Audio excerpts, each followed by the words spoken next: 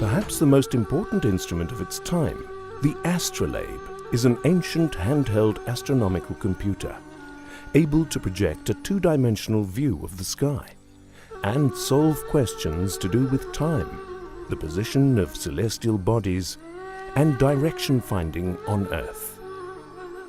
The astrolabe is as beautiful as it is complex, for nestled within a solid matrix known as the or mater is a series of exchangeable brass or silver plates,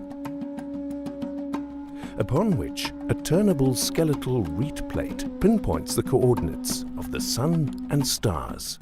The alidade, a viewfinder, is hinged on the back of the device, all of which is held together by a pin and a removable clip called the horse. On its sides are engraved sets of ingenious tables which help to calculate time and direction, both of which were the concerns of Ibn Yunus, the time master of Fatimid Cairo. From within the city's 10th century walls, he used a massive astrolabe of almost 1.4 meters in diameter to record over 10,000 entries of the sun's position. All of this allowed him to complete his astronomical masterwork, the Al-Hakimi Zij, as well as devise tables to determine prayer times. An early Greek invention, the astrolabe could, however, only make observations from a particular latitude. To change coordinates, a different disk was required. This changed in the mid-10th century when an instrument maker from Toledo in Muslim Spain, Al-Zarqali, invented the universal astrolabe. Using only one disk, it provided freedom of observation from any point on the globe and revolutionized star mapping and navigation. But how does an astrolabe work? One of its multiple functions is to determine the exact time by measuring the altitude of stars.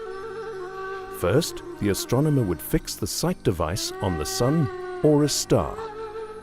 Having established its celestial altitude, he would set the skeletal movable disk with its fixed star markers and the Sun's ecliptic path to the observed altitude.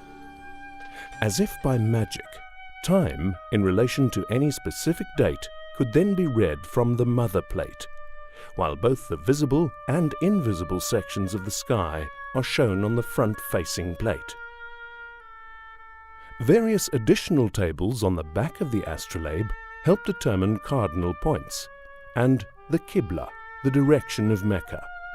An essential aid in the calculation of prayer time, the astrolabe remained popular in the Islamic world up until the 19th century. Having also made its way to the West from Spain in the 15th century, it became a vital tool in the formation of Renaissance astronomy. And it was through the work of men such as Ibn Yunus and Al-Zarqali that the astrolabe became an essential tool in plotting the sky, to determine both the time and the way home.